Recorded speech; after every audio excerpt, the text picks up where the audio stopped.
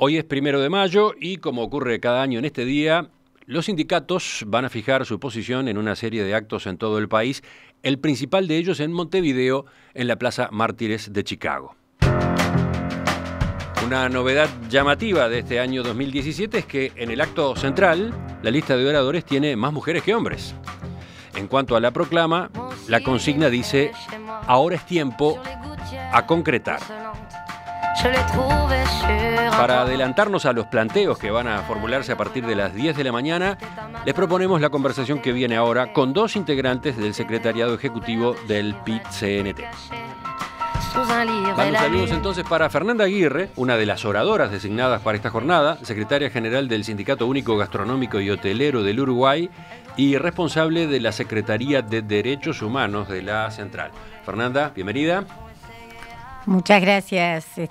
Saludo a todos los compañeros, trabajadores y trabajadoras que en este día tan especial tenemos un espacio particular para reivindicar y conmemorar nuestras luchas. Y el otro saludo va para Óscar Andrade, secretario general del SUNCA, el Sindicato Único Nacional de la Construcción y Anexos. Andrade, también bienvenido. Buen día, Emiliano, saludo a la audiencia, un gusto estar por acá. El PIT-CNT decidió que en el acto central, decía yo, la lista de oradores tenga mayoría femenina. Sobre el estrado van a hablar Fernanda Aguirre, pero además la dirigente de la Federación Uruguaya de Magisterio, Elvia Pereira, y el secretario de Prensa, Propaganda y Relaciones Nacionales del PIT-CNT, Gabriel Molina. ¿Por qué? ¿Cuál es la señal que se intenta dar con este gesto?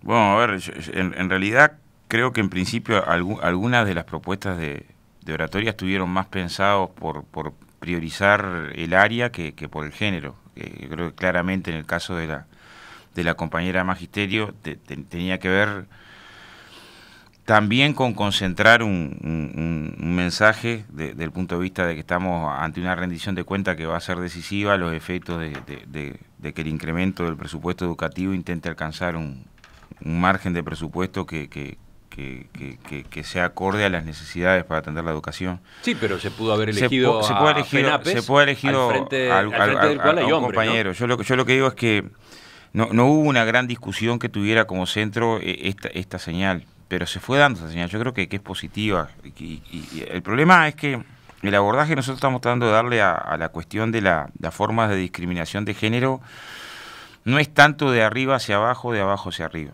Yo voy a poner un ejemplo. Nosotros definimos que quien me suplantara en la mesa representativa de la central fuera una compañera, Laura, siendo que la composición de gremio es ampliamente mayoritaria de hombres en la construcción. No porque pensemos que con que integre Laura la mesa representativa están resueltos cuáles son los problemas que tienen las mujeres en la construcción, que sufren una discriminación brutal,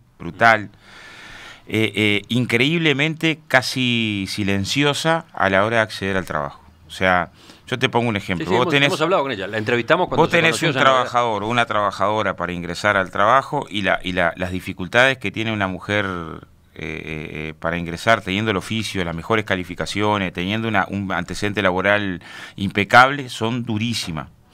Tan duras que hay empresas que hacen, acá en Gonzalo Ramírez hay un caso, el único mecanismo de ingreso legal que tenemos de las mujeres es el sorteo en la obra pública, que toman en una categoría superior a los peones, los toman como medios oficiales para evitar el sorteo que le ubica un cupo de mujeres jefa de hogar del MIDE. Entonces, nosotros concentramos mucho más, que ahí está un problema enorme. La mayoría de la pobreza está concentrada en mujeres jefa de hogar y en el acceso al trabajo. Ahí tienen un drama más enorme las compañeras que cuántas integrantes hay en la dirección. No estamos diciendo que no sea un problema. Diciendo, el problema principal que hay que atender es este. Pero en los órganos de dirección el PIT-CNT tiene carencias en esta materia, ¿no? La presencia de mujeres sigue siendo escasa.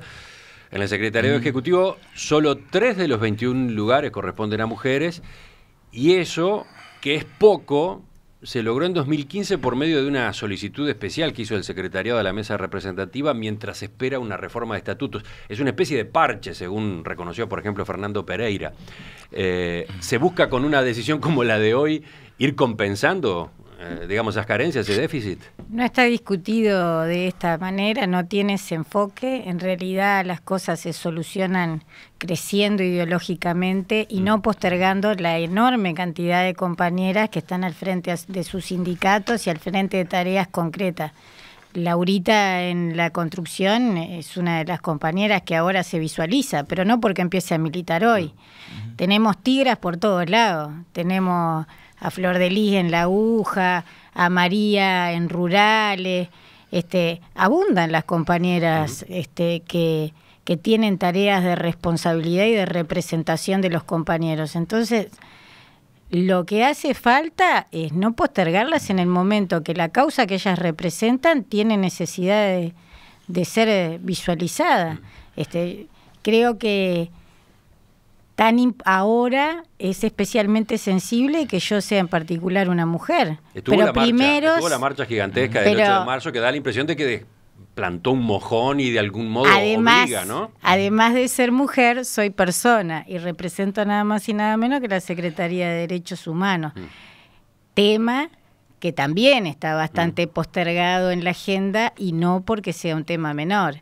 Entonces, en la medida de que crezcamos como sociedad y no posterguemos las compañeras que tienen un rol importantísimo en el desarrollo de la lucha social, estas inequidades se van a solucionar rápidamente.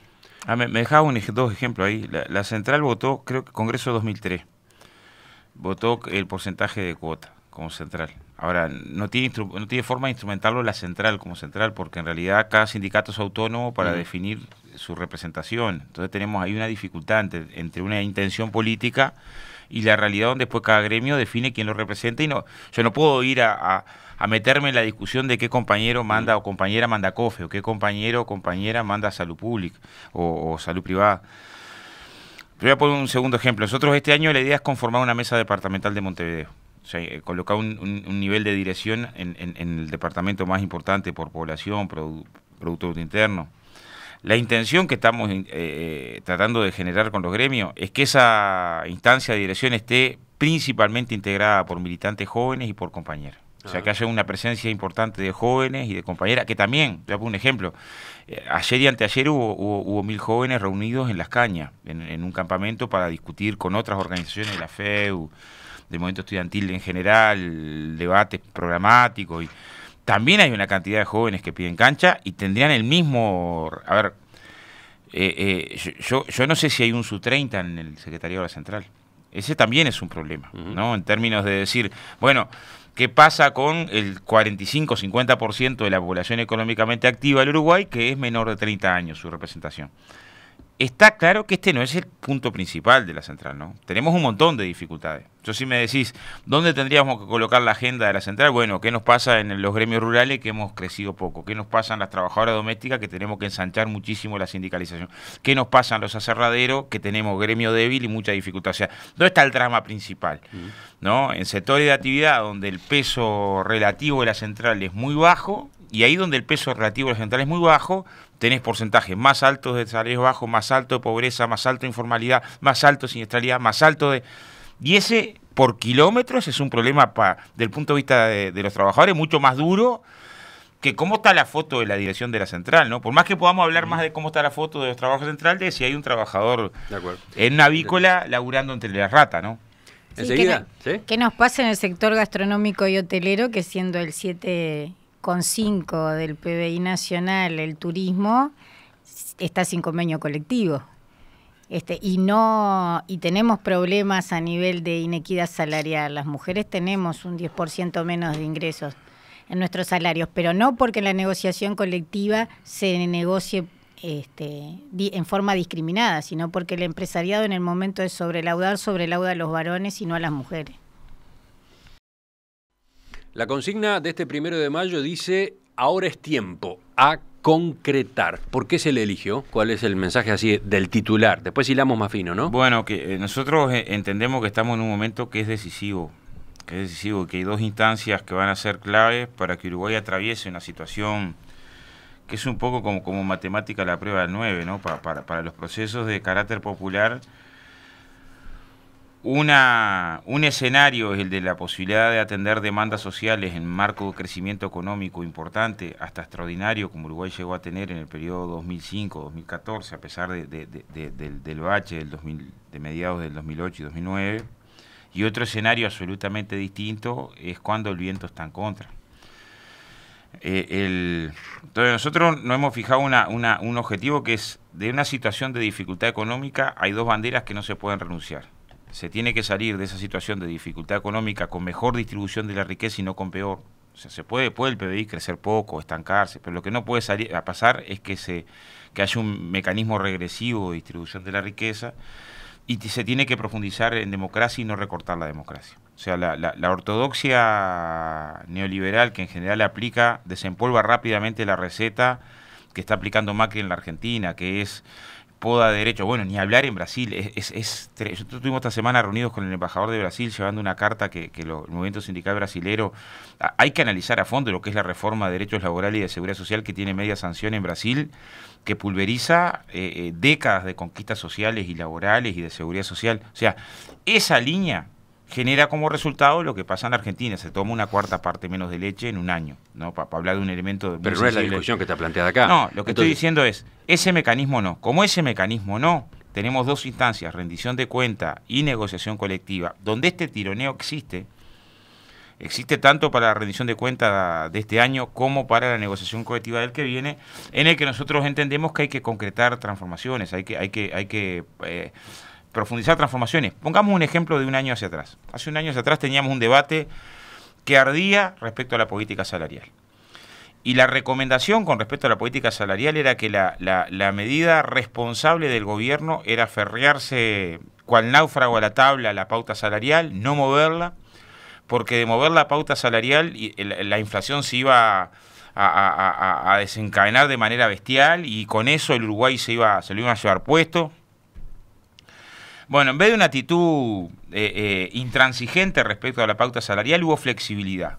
Se manejaron diferentes componentes, el correctivo anual, los correctivos anteriores, espacio para la negociación entre las partes.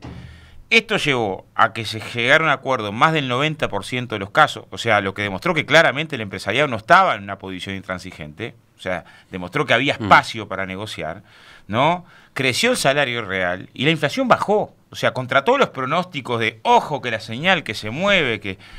Entonces, una parte de donde se para el planteo es reflexionemos, no es cierto. Pero, concretamente, ustedes dicen, es tiempo de concretar trabajo, concretar salario, educación, salud e inversión pública. Claro. Hablemos de los dos primeros que términos. tenemos dos definiciones, rendición de cuenta y política salarial, una este año y otra el año que viene, que son claves. Pero, por ejemplo, concretar salario, ¿qué significa? No, atender que es cierto que en Uruguay el salario creció, es el que más ha crecido en términos reales. A eso iba, ¿no? Respecto a la CEPAL. Tengo acá los números. Sí. Crecimiento del salario real 2013, 3%. 2014, no, pero a ver, 3,5%. 2015, 0,4%. Y 2016, 3,3%. Sí, a ver. Entonces, ¿cuál es el planteo hoy? El salario real es el que más ha crecido en términos reales con respecto en análisis de la CEPAL en Uruguay. Eso es indiscutible. Y en términos históricos, el que más creció en décadas. Eso es cierto. Atendiendo que eso es cierto, tenemos más de 300.000 trabajadores que cobran 10.000 pesos. Y tenemos 3/4 partes de los trabajadores que llegan a 25.000 pesos líquidos. O sea, creció muchísimo. Pero el punto de partida que nos dejó la crisis del 2002 es tan bajo que a veces ese porcentaje que está bien ahí, para determinados niveles salariales, siguen estando muy lejos. Segundo componente que hay que atender de la política salarial. Nosotros logramos algunos cambios y otros no. Se enlenteció de manera extraordinaria el crecimiento del salario mínimo. Salario mínimo que creció mucho 2005, 2015. Es más, un 40% en términos reales 2010, 2015. Para este periodo es probable que crezca entre un 7 y un 8 para los 5 años en términos reales. O sea, también es cierto que hay un segundo costado de la política salarial de la que somos críticos, que en particular atender los salarios más sumergidos implica políticas específicas para el salario que está más deteriorado. Tercer componente, yo voy a poner un ejemplo de las dos negociaciones que estoy participando hoy. Estoy participando de la negociación salarial del sector frigorífico y de la negociación salarial del sector de la madera, de aserraderos, ¿no? Ahí tenés la misma circunstancia, aún con porcentajes que te dan eso.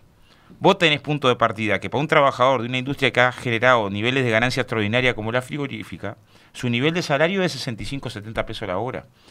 Y hay que estar todo el día en un frigorífico faca en mano por 70 pesos la hora. 80 centésimos más la hora por trabajar en el frío. O sea, tenés alguna circunstancia y cualquier análisis del papel de la industria frigorífica te demuestra que podría ofrecer salarios mejores. Y el otro reclamo que aparece en esta frase, trabajo, concretar trabajo. ¿A qué se alude concretamente? Bueno, nosotros ahí varias puntas. Fernanda, me parece que a Fernanda no la dejan hablar. Pero no, a mí me parece formidable que el desgaste lo haga. No, pero pasa palabra, que yo tenga un rato para divertirme. A ver, en materia de trabajo, no sé, elijan quién de los dos va. Dale, Oscar, no te Sí, inhibas, a ver, nosotros desde el año pasado presentamos una propuesta cerca de fin de año fundamentada en Encuesta Duarte, que tiene que ver que hubo un descenso no importante, no radical, pero importante en los niveles de inversión en el Uruguay. Esto tuvo que ver con un deterioro en particular de la inversión extranjera directa y un deterioro no de la inversión pública global, sino del subsector de la inversión pública, que son las empresas públicas, donde en general hubo una serie de medidas para atender circunstancia presupuestal, atender el déficit, ¿no? Evidentemente la intención no es incrementar el déficit, pero sí que hace una participación mayor de la inversión pública a los efectos de contener este deterioro en la inversión privada, para que no tengas un indicador que se resienta, que es el indicador del trabajo. Nosotros somos de los convencidos. Entonces, la apuesta es a la inversión pública. La apuesta es a compensar la caída de la inversión extranjera directa que ha existido para mantener niveles extraordinarios de la inversión con respecto al producto del Uruguay, que los tuvo en el periodo de los 90 en el 12% y llegó a superar el 20% en los últimos años, a que tengas componentes de inversión pública hasta para atender demandas programáticas. Esto tiene que ver con las propuestas hechas con respecto a infraestructura. Para esto hay un conjunto de medidas que tienen que ver con la posibilidad de catapultar esa inversión pública. Voy a poner algunas. Enseguida, después de esta pausa, voy a poner algunas. Vamos a hablar de eso, porque al mismo tiempo están de por medio las limitaciones en materia fiscal. Claro, tenés que tener mayor espacio fiscal, pero yo voy a colocar 3 o 4 medidas que nos parece que van en esa dirección. Por ejemplo, los titulares y después las desarrollamos. Titular, hemos discutido hasta con intendentes del Partido Nacional que parece sensato que en las inversiones de infraestructura tengan una participación mayor los sectores que deterioran la infraestructura. O sea, en una lógica de que el que rompe en materia de infraestructura tenga una responsabilidad mayor. Esto claramente tiene que ver con la soja y la forestación en Uruguay, que son los principales responsables del deterioro de las rutas. No se deterioran las rutas nacionales por quien anda con un fitito. Segundo componente, el incremento notorio de los depósitos en el exterior y las condiciones actuales de acuerdos tributarios permiten la posibilidad de gravar los depósitos en el exterior. Uno puede decir, a ver, tiene lógica que si yo determinada ganancia que tuvo un sector empresarial la reinvierte en el país, estimule la reinversión en el país. Ahora, no tiene con esa misma lógica la necesidad de generar una alicuota mayor para los depósitos en el exterior. O sea, en estos dos puntos que Andrade acaba de mencionar, incluye nuevos ingresos para el Estado. En la misma dirección. Recursos que contribuirían a financiar esas inversiones públicas. En la misma dirección impuesta al patrimonio, en la misma dirección la reforma de la caja militar, ¿no? O sea, hay una serie de medidas que colocadas arriba de la mesa permitirían dar una discusión, ¿no? Los sectores que tienen ganancia extraordinaria con respecto al IRAE. O sea, la Central presentó una serie de medidas desde el punto de vista fiscal que no tienen por qué ser todas, pero lo que queremos discutir es, yo te pido que del año 2015 y 2016 mires dos cosas. La tasa de recaudación de IRAE y de IRPF franja 1 creció en términos reales por encima de lo que creció la economía. Entonces puede haber sectores económicos, empresariales que tienen dificultad, pero en el promedio alguien hace que eso suceda. Porque si tenés que las dos fuentes principales de recaudación crecen en términos reales por encima de la economía, es que no es cierto el muro de los lamentos desde el punto de vista de las dificultades económicas, ¿no? O sea, ustedes están planteando aumentos de impuestos. Sí, claro. Sí, vamos a volver sobre esto. De impuestos del capital, ¿no? Enseguida retomamos. El PIT-CNT entiende que, aunque varios de sus reclamos han sido atendidos, aún no es suficiente. Y por eso este año la consigna del acto principal, el que se llevará a cabo para celebrar el Día de los Trabajadores, es ahora es tiempo, a concretar. Bueno, adelantándonos a la plataforma y a las proclamas, es que estamos conversando esta mañana con dos integrantes de la dirección. Estamos hablando con Fernanda Aguirre, miembro del secretariado ejecutivo del PIT-CNT, secretario general del Sindicato Único Gastronómico y Hotelero del Uruguay, va a hablar en el acto en Plaza Mártires de Chicago hoy, y Oscar Andrade, secretario general del ZUNCA, integrante del secretariado ejecutivo. Andrade no habla en Montevideo, le toca hablar en Maldonado, ¿no? Maldonado. Me voy ¿Dónde a mediodía para ¿Dónde es el acto en Maldonado? ¿Y a qué hora? En la plaza, a las 2 de la tarde. A las 2 de la tarde en Maldonado. Estamos hablando de los planteos que el PIT-CNT hace en materia de trabajo por la vía de mayor inversión pública. Una posibilidad que se enfrenta a las limitaciones que implica hoy el déficit fiscal que tiene el Estado, ¿no? Estamos en 3,8% del PBI. Y hemos tenido más, ¿no? 4% en diciembre, en el año cerrado en diciembre. Estamos en 3,8%, pese a que a comienzos de este año entró en vigor el aumento del IRPF y del IAS. Entonces, si se incurre en nuevo aumento del gasto público, el déficit vuelve a subir, algo que el gobierno quiere evitar porque pone en riesgo la nota del investment grade que tiene la deuda uruguaya y que permite acceder a tasas de interés bajas en los préstamos internacionales, etcétera. ¿Ustedes cómo responden a ese tipo de argumentos? Sí, primero, a ver, yo a mí me tocó participar como parlamentario en la discusión del presupuesto nacional. Y está en una situación más difícil que esta todavía, creo, porque en realidad tenías una situación de la inflación que además atentaba fuertemente y venías en principio de un incremento de la tasa de desempleo que no sabías dónde se iba a estancar, después se terminó estancando. Y la decisión que tomó el gobierno fue una decisión correcta en el sentido de decir, en esa circunstancia no recortamos políticas sociales, sino que las incrementamos. Y en esta circunstancia compleja, terminó resolviendo que no se para por el lado del recorte salarial. Yo lo que digo es, no es la primera vez que tenemos una situación similar a esta. Si uno se para en el presupuesto nacional del año 2000, atravesamos un escenario que tiene muchos puntos de comparación.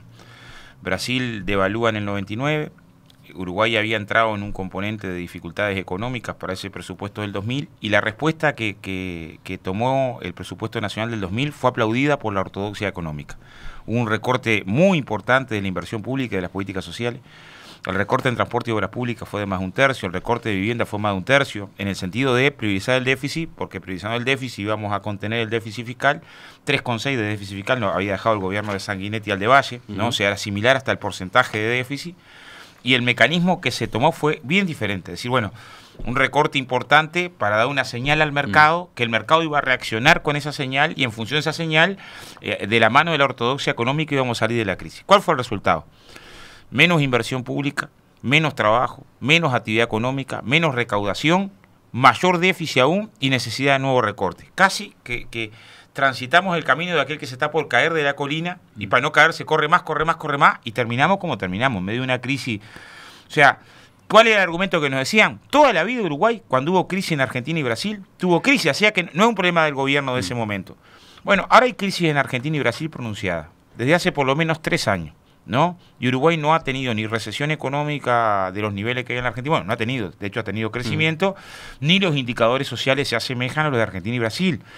Entonces yo creo en la salida heterodoxa, no demagógica. Pero para financiarla ustedes están proponiendo nuevas formas yo creo que hay sectores de ingresos del Estado. Yo creo que hay sectores económicos que claramente pueden aportar más, pero no es una opinión de vuelta hoy. Si hubo, a ver, 8 y pico, 8,7 y cerca de 10 en IRAE y IRPF. IRPF franja 1, que es el que toma la nota de renta empresarial, y el IRAE, ¿no? El incremento de los depósitos del exterior. Hay sectores que tienen posibilidad de participar más. Yo sé que los límites son complicados. Que vos decís, bueno, pero ¿hasta qué punto le corre un poco la vara que no se vaya? Pero eso lo hemos tenido cada vez que discutimos un derecho social, cada vez que discutimos una reivindicación económica, cada vez que discutís esto vas a tener la atención del otro lado, ¿no? Lo que digo es, pensemos en una salida que tenga como resultado de la salida, algunas propuestas están arriba de la mesa, reforma a la caja militar, la posibilidad de la contribución a la seguridad social, o sea, la posibilidad de estimular mecanismos. Creo que hay que el sistema de AFA hay que erradicarlo, ¿no? Pero no tiene sentido que teniendo posibilidad de que un 50% de eso se destine a inversión, el porcentaje que se destina, el 85% de lo que destina la AFA es al propio Estado cobrando intereses por plata que era de Estado hasta ayer, ¿no? Cuando la ley permite a los fondos previsionales tener herramientas para que desarrollen la inversión. Porque si no, lo que tenés es una cosa que es muy cómoda. Es decir, mira, hay plata que la tenía el Estado. Se la pasé a un privado. El privado me compra bonos del Estado y me cobra interés con la plata que era mía, ¿no? Y después, cuando está la etapa del riesgo, que es que tiene que pagar las jubilaciones, de vuelta va para el Estado y el Banco de Seguros se hace cargo de la parte más complicada y la que tiene más riesgo. Está bien, eso lo entiendo, pero lo que no me queda claro es con estas medidas que ustedes proponen, cuánto se recauda, qué permiten estas medidas en cuanto a inversión pública, que es lo que están Nosotros presentamos el año pasado una serie de iniciativas que permitían aplicar el programa de gobierno. O sea, permitían atender los presupuestos de ANEP y UDELAR, permitían atender los presupuestos de investigación, ciencia y tecnología, que yo creo que es un elemento central para el desarrollo productivo y matriz productiva, permitían atender la demanda de respecto a infraestructura, permitían atender una demanda social como el sistema de cuidado en todas las dimensiones y sin recorte, que nos parece que también es una señal de extrema necesidad para atender a los más vulnerables. O sea, no permitía la transformación radical de nada, ¿no? O sea, no planteamos una propuesta de la revolución uruguaya para mañana, pero sí que daba certeza en el sentido de que los indicadores sociales se sostuvieran. Y con respecto a la obra pública también, contener en torno a 10.000 puestos de trabajo. Ahora, hay también reclamos en el sector privado. Ustedes miran solamente la inversión pública y tenemos, mientras tanto, empresas que cierran. Y la dirigencia de la Cámara de Industria que sostiene que hay otras firmas en riesgo y pone énfasis en los costos que ese sector debe enfrentar y que están muy por arriba de los otros países con los cuales compite la producción nacional. Por ejemplo, energía. En esa materia, en cuanto a las condiciones para el mantenimiento del empleo en el sector privado, ¿qué dicen ustedes? Pero ahí me parece que están enredando la cancha y es lo que le gusta hacer al empresariado para sacar mejores réditos, ¿no? Las empresas, muchas empresas cierran porque gestionan de manera tal de embolsillar todo lo que pueden de manera usuraria y piantarse. Y de esto tenemos 1000 ejemplos. No las pasivas, para hablar de cosas de empresas de mi ramo, no es porque no sean rentables, es porque se embolsillan todo el dinero que generamos los trabajadores y desaparecen dejando adentro a los trabajadores. Entonces, no es un problema de inviabilidad de las empresas en nuestro país. El problema es que hay empresariado serio y hay empresariado que es bastante rapiñero, para ser bien explícito. Pero si vamos al sector industrial, por ejemplo, ¿ustedes entienden que no hay dificultades para la competitividad? Es fácil enredar la cancha para poner justificaciones de lo que en realidad son problemas de gestión de las propias empresas. Me deja porque me parece que es un debate maravilloso ¿no? Es claro que del 2005 hacia adelante hubo un montón de leyes que generaron derecho social y de seguridad social, un montón, y aumentó el salario y negociación colectiva y todo eso que según la mirada de las direcciones de algunas cámaras empresariales hubiera desatado la peste mayor en Uruguay, ¿no? Ahora miremos el tema del comportamiento de las empresas, datos del BPS en este periodo. 2006 teníamos micro 71.453 empresas. Año pasado, 78.901 empresas, o sea, 7.000 empresas más. Empresas pequeñas, 20.020 empresas 2006, 27.284 empresas año pasado. Empresas medianas, 3.878 empresas. Año pasado, 5.741 empresas, casi 2.000 empresas más. Empresas grandes, 642 empresas. Ahora, 1.042 empresas, o sea, 400 empresas más, ¿no? Datos del Banco de Previsión Social de empresas registradas. O sea, el total, si tomo las unipersonales que pasaron de 59.000 a 88.000, es que pasamos de 155.000, 8 empresas, a 201.848 empresas. ¿Te das cuenta que con 46.000 empresas más en Uruguay, 46.000 empresas más en Uruguay, el debate es el cierre de empresas en Uruguay? Y el debate es el cierre de empresas en Uruguay de cuya responsabilidad no es el empresario, sino es la central de trabajadores. Insólito. Pero hemos transitado en ese debate, pero no es acá, Pero durante todo este año... En el planteo que yo hice de la pregunta, pero en general, cito declaraciones ahora, donde no se habla de la central o del PIT-CNT. Pero yo digo costos, porque escuché a un precandidato estos días que salió en la Plaza 1 de Mayo a sacar un spot diciendo que la dirigencia sindical explique por qué cierran las empresas. Ahí se está aludiendo al spot de publicidad de Novik, de Edgardo Novik. Que tiene la misma capacidad para elegir asesores que Alibaba, porque en realidad los primeros asesores ya terminaron procesados. Ahora... Miremos esta circunstancia, ¿no? Uruguay pasó de 1.900.000 trabajadores registrados a 1,5 millones de trabajadores registrados. Ese ha sido el dato desde el punto de vista del registro de trabajadores en el momento de que se ha inundado de derechos. ¿Qué nos dijeron durante 20 años? Si se generan derechos, se va a perder empleo. Si se generan derechos, la gente va a trabajar en negro y se va a generar competencia desleal. Si se genera derechos, no va a haber inversiones y tenemos la tasa de inversión más alta. Hay que bajar un poco en esa discusión. A mí me preocupa cuando cierra cualquier empresa. Y el trabajador que está desocupado hoy, su desempleo es el 100%. No es ni el 6, ni el 7, es el 100%. Y hay que tratar de atender.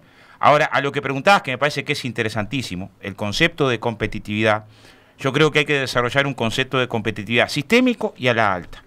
Esto implica, Uruguay es un país muy pequeño, no puede competir sobre la base de los costos y la cantidad de lo que produce, no puede competir sobre la base del salario como costo, no va a competir con la producción de la India. Yo te pido que mires después Tendencias Mundiales del Empleo de la OIT 2016 y te vas a encontrar con que hay arriba de 1.100 millones de trabajadores que cobran menos de $2 por día. O sea, Uruguay no va a competir sobre esa base. La única apuesta competitiva es a la más alta calidad, a la calidad de lo que produce, innovación y tecnología. ¿Y qué es lo que nos enseña la historia reciente? Yo te puedo hablar de la construcción. Cuando hubo crisis 2001-2002, los primeros miles de trabajadores que se nos fueron los más calificados. Los soldadores más calificados, los instrumentistas más calificados, los montajistas más calificados. Todavía no hemos recuperado ese espacio. Después te cuesta décadas construir el saber. Entonces, la apuesta productiva del Uruguay es a la más alta calidad. La más alta calidad se construye con negociación colectiva de calidad, con salarios de calidad, apostando fuertemente a la innovación y tecnología. Por eso creo que hay un desafío del punto de vista productivo, donde la lógica de volver a salario de 8 pesos la hora no es una lógica suicida para Uruguay. Por ejemplo, el costo de la energía no es un factor que a ustedes les preocupe. Es un problema, pero es un problema que hay que analizarlo también en términos de mirar que las tarifas públicas en los últimos 12 años han crecido por debajo de la inflación. Entonces no es un problema que vino del mes pasado, ¿no? O sea, costo... Pero, por ejemplo, en el caso de ANCAP, las tarifas están fuertemente influenciadas por una gestión que ha sido deficitaria, que ha dejado un agujero importante. Miremos las tarifas públicas con su globalidad y el papel de las empresas públicas con su globalidad. Yo me encanta discutir el déficit ANCAP y me tocó trabajar en la refinería de Teja casi 3 años. Yo sé que nos costó como país no tener toneladas y toneladas de azufre en el aire hoy. También sé que en un momento teníamos gurises en la Teja que estaban con plomo en la sangre, ¿no? Sé que desde el punto de vista de la rentabilidad acá, poner los filtros en las chimeneas no le sirvió para nada en ganancia, ¿no? También sé que eso desde el punto de vista ambiental fue una transformación enorme. Sé que desde el punto de vista de ANCAP, haber generado más de 200.000 horas de capacitación para trabajadores en el sector de montaje electromecánico dentro de la Teja, a ANCAP no le sirvió para nada. A Uruguay le hace que hoy tengamos cerca de 1.000 compañeros trabajando en la central de ciclo combinado, que si no tendrían que ser todos extranjeros, y que esos mismos puedan participar en la... O sea, ¿cómo se relaciona con la pregunta que yo hacía a propósito del costo alto yo lo que estoy diciendo de rubros vinculados con la energía? El abordaje del déficit de ANCAP en algunos casos ha sido hecho con mucha simplicidad, no mirando el conjunto de las externalidades. Yo sé que el tema de ALUR lo podés llevar y traer, también sé la circunstancia que teníamos en pero yo lo que pregunto es, ¿cómo incluyen ustedes o no incluyen dentro de las reivindicaciones ese problema? Es un problema. La energía es un insumo caro en Uruguay. Sí, por las razones que sea, pero es caro, entonces... Sí, y también quiero ver una... A ver, viste que cerró Fanapel ahora y hubo un gran debate sobre el tema de la energía, ¿no? De si era la energía el componente principal del cierre. En un momento el gobierno ofreció hasta subsidiar una cuarta parte del costo de la energía, y la respuesta última fue, aunque la energía sea cero, igual nos vamos. O sea... Hay veces que también hay que mirar toda la jugada, ¿no? Entonces, ese punto no figura. No, yo creo que figura. Nosotros somos defensores de la regasificadora aún en una escala distinta. Y creo que en esto compartimos con Ramón Méndez, ¿no? Lo podés entrevistar, con el que tuvimos algunos intercambios respecto a la... Voy a ponerte un ejemplo. Nuestra empresa autogestionada, ¿no? En Mesenicena, que hace 4 años están dando, y hay 300 y pico compañeros que viven de ese emprendimiento productivo. Si tuviera la regasificadora, tendría un costo de 45.000 dólares menos por mes. O sea, yo tengo claro que el componente de la energía es un elemento de desarrollo. Tengo claro también que no se puede decir que con respecto a la energía no se ha hecho nada, porque si hoy no tenés que prender más la planta fósil y tenés un componente de energía renovable y estás en medio de un proceso de transformación de la matriz que no es menor. Ninguno de estos procesos de resultado pronto ahorita y ya, ¿no? Otra pregunta para quienes nos acompañan y capaz que directamente para... Fernanda, que está con nosotros y hasta ahora ha podido hablar poco. Educación. En cuanto al presupuesto para la educación, es otro de los reclamos. En 2016 fue 5% del PBI, o sea que no se está tan lejos del planteo de llegar a 6% que hace el PIT-CNT. Ahora, el Ministerio de Economía y el Poder Ejecutivo se comprometen solo a seguir trabajando para tratar de llegar al 6%. al final del periodo de gobierno, que es lo que el programa del Frente Amplio menciona. Ustedes son muy insistentes en este punto y hablan de un porcentaje, presupuesto para la educación equivalente al 6% del PBI, sin ninguna contrapartida en materia de resultados. ¿Por qué es tan importante el número? Bueno, eso es lo que dicen, lo de la contrapartida en función de resultados en la educación es una cuestión bastante difícil de medir, ¿no? Acá esto no puede ser tomado como si esto fuera una empresa privada donde hay que medir la productividad. No es así que se evalúa la educación. Claro que entendemos que hay que hacer todos los esfuerzos porque se llegue al 6% del PBI, riquezas el país tiene, hay que distribuirlas de otra manera y hay que priorizar lo que nos saca de los problemas sociales que nos inundan a todos. Tenemos serios problemas. Lo que quiero decir es, hoy la educación en pública... nuestra sociedad, y la apuesta a la educación es lo que entendemos que construye una sociedad mejor.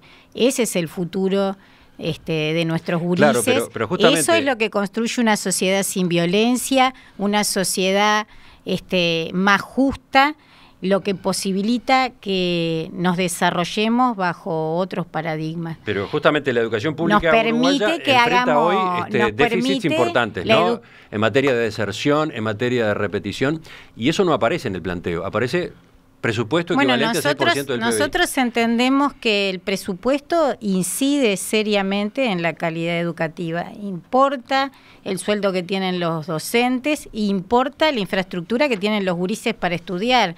Insistimos que en un momento donde hemos heredado, todavía aún quedan muchos vestigios de la cultura de la impunidad que nos ha dejado los periodos de facto en este país, la educación es la herramienta que tenemos para construir un mundo más justo y con más equidad, superando los problemas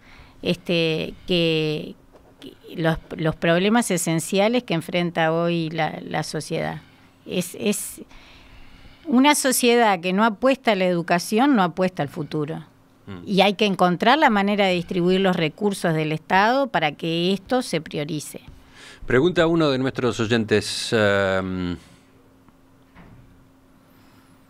¿qué están pensando en cuanto a la sindicalización de los robots? O sea, sí, la pregunta va a propósito del futuro, ¿no? Estamos viviendo en un momento de grandes transformaciones que impactan en la eliminación o el riesgo muy cierto para una cantidad de puestos de trabajo. ¿Eso cómo figura en una plataforma como la de hoy? Capaz que 2 o 3 consignas primero, muy breve. La tasa de repetición en primaria bajó de un 10 a un 5%. Y la tasa de egreso en secundaria del quintil más bajo se duplicó de un 8 a un 16. Un 16 es bajísimo, es muy poco, pero es el doble de lo que teníamos hace 11 años. O sea, capaz que algún día con más tiempo está bueno un debate profundo sobre el sistema educativo, donde además el presupuesto educativo por alumno en la educación pública, además de atender los contextos menos favorables, es de un 60% de lo que se invierte por educación por alumno en educación privada. Y una sociedad equitativa tiene que generar herramientas. Está bien, pero lo segundo, la pregunta es... Sí, estaba cambiando de tema. La pregunta es esa. En el año 90 se armó un debate profundo sobre el fin del trabajo. Hay un trabajo de Jeremy Rifkin que hablaba sobre el tema de cómo la revolución científica tecnológica desplazaba el trabajo, y además tenía toda una conclusión del punto de vista sociológico y filosófico. Así, bueno, si ustedes establecen que una sociedad más justa, donde no tengamos, yo qué sé, 18.000 niños que mueran por día de hambre como hoy según la UNICEF, donde no tengamos esta circunstancia de desigualdades brutales que son pornográficas, lo van a generar los trabajadores, y los trabajadores van a desaparecer. Hipótesis, no hay mundo distinto, ¿no? Y discutimos el fin del trabajo. Acá este mismo debate estuvo planteado hace 25 años. ¿Sabes cuántos trabajadores había en el planeta en el año 91? 2.500 millones de trabajadores. ¿Cuántos trabajadores hay hoy, 25 años después del fin del trabajo? 3.500 millones de trabajadores. O sea, entonces, una posibilidad es decir, se está exagerando. Por lo menos con esos relativizo riesgos. en algo, ¿no? Porque con esos mismos fundamentos, robótica, hace 25 años, 26, tuvimos un debate que decía, bueno, el trabajo se va a terminar. ¿Qué van a hacer ustedes ahora que no van a tener De todos trabajo? modos, lo que sí parece claro es que hay puestos de trabajo que van a y otros desaparecer. que van a aparecer, ¿no? como ha pasado siempre. Yo te pongo un ejemplo. Yo entré en la construcción y para armar un encofrado, este mismo que estamos acá, para armar los encofrados de acá, tenías que hacerlo con tabla de 15, pata de gallo, puntal eucalipto, ¿no? Y hoy tenés encofrados trepantes que hacen que el mismo trabajo lo hagas con menos gente y en menos tiempo. Eso tendría que ser una muy buena noticia. Decir, bueno, si yo ahora tengo cambios tecnológicos, que hago el mismo trabajo con menos gente y en menos tiempo, me permitiría que la sociedad viva mejor, que reduzca la jornada laboral, más riqueza para repartir. El problema que el cambio tecnológico, como está al servicio de pequeñas corporaciones, y este es un debate de fondo desde el punto de vista de la economía política, está al servicio de grandes corporaciones, el trabajador en vez de alegrarse del cambio tecnológico, dice, bueno, si hay tal cambio tecnológico, capaz que en vez de 8 horas trabajo 6 o trabajo 5, porque en vez de alegrarse del cambio tecnológico, se amarga el cambio tecnológico. Pero es lo que pasa, a ver, hace 2 años atrás, un CEO, un gerente de la Bayer, encabezó una demanda judicial brutal contra la India a los efectos de no permitirle al país producir similares para salvar vidas en su país, ¿no? Similares de la industria del medicamento. Y el alegato fue brutal, dijo, nosotros no fabricamos medicamentos para los indios, fabricamos medicamentos para que lo pueda pagar. Y esa lógica, que es brutal, está en el centro de la Está bien, pero la pregunta es, el 1 de mayo de 2017 en Uruguay, ¿de qué manera contempla o no contempla en las inquietudes del PIT-CNT este tipo de cuestiones? No, yo creo que el cambio tecnológico tiene que estar al servicio de la humanidad y que tenemos que pensar voy a poner un ejemplo. Pero hay hoy, hay referencias a este asunto en las proclamas que se van a escuchar. Vamos a reivindicar, por ejemplo, como un elemento central y no accesorio de la plataforma, que se termine de aprobar una ley para que decenas y decenas de miles de nuestros compañeros con discapacidad puedan trabajar. Esto desde el punto de vista del PBI no hemos estudiado qué representa. Desde el punto de vista ético representa mucho, porque entendemos que tenemos sectores de la sociedad que están siendo silenciosamente oprimidos. O sea, generar rutas para que no puedan circular, medios de transporte para que no puedan subir, sistema educativo para que no puedan participar, formas de organización del trabajo para que no puedan participar, y después colocamos como que la discapacidad es un problema del individuo y no de la sociedad que construye socialmente esas barreras. Lo que estoy diciendo es que nosotros tenemos un enfoque desde el punto de vista del trabajo que es inclusivo, que es el trabajo que hay se tiene que repartir entre todos, la riqueza que hay se tiene que tratar de repartir. Es más digna una patria no porque tenga más PBI, sino porque tenga menos gente en situación de exclusión social. Esa bandera que la hemos levantado siempre, también la vamos a levantar hoy, aunque algunos digan que son banderas de hace 40 años, son igual de justas que hace 40 años. ¿Y cómo se relacionan con lo que yo venía preguntando? Claro, que lo que estoy diciendo es la misma lógica. O sea, el cambio tecnológico al servicio de las corporaciones es igual de dramático que la lógica exclusiva al servicio de las corporaciones, que la forma de selección al servicio de las corporaciones. Te voy a poner un ejemplo que reclaman siempre las cámaras empresariales. El Foro Mundial de Competitividad, ¿no? Mide si un país es más competitivo o menos competitivo, entre otras cosas, por el nivel de derechos sociales y laborales. A mayor nivel de derechos sociales y laborales, se lo escuché a Coralo, que también va a ser una parte central del 1 de mayo, ¿no? No lo hemos dicho hasta ahora, pero la queja esta, llamada queja, ¿no? Esta acción contra el país que levantan las cámaras empresariales de colocar en una lista negra al Uruguay, va a estar en el centro, ¿no? Pero ¿qué analizan ellos, no? Que si yo genero, por ejemplo, un cupo para mujeres que provengan del MIDES para entrar a trabajar, eso me hace menos competitivo. Y nosotros decimos eso nos hace más digno como sociedad. En la misma lógica del cambio tecnológico. Nosotros estamos a favor del cambio tecnológico. Si estamos defendiendo la educación, es porque estamos de acuerdo, que se habla poco del tema educativo. Uruguay duplicó la producción científica. La duplicó en estos 10 años. Capaz que el punto de partida era muy bajo, pero la duplicó. Y tiene el doble de investigadores que los que tenía, y la han hecho un esfuerzo enorme. Ahí pasa, o sea, el control del cambio tecnológico es un elemento para salir del subdesarrollo. Nosotros estamos a favor del cambio tecnológico y no en contra. También estamos a favor de que el cambio tecnológico no es un objetivo en sí mismo, sino que se tiene que un medio para que la sociedad viva mejor, ¿no? En perspectiva, da que hablar. Óscar Andrade, Fernanda Aguirre, gracias por acompañarnos esta mañana. Tengo la impresión de que con Fernanda falta otra entrevista otro día, ¿no? No entraron los temas que quizás podríamos haber abordado con ella la conversación discurrió por otros lados. Lo dejamos agendado, ¿de acuerdo? Lo dejamos pendiente y seguro que el tema de la impunidad está en la agenda de los trabajadores y tenemos que generar una oportunidad para conversarlo.